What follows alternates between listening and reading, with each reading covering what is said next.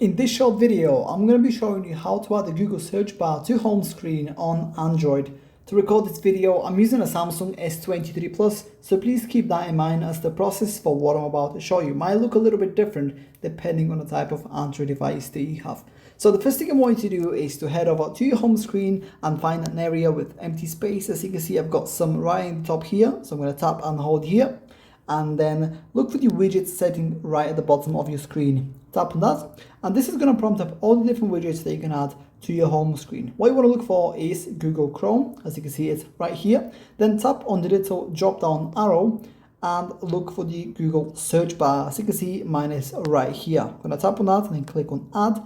And as you can see, it's now been added to my home screen and I can use it as I see fit. And yeah, that's pretty much it. That's how to add a Google search bar to your home screen on Android. If you have any questions, please let me know down in the comments below and I'll do my best to help you out.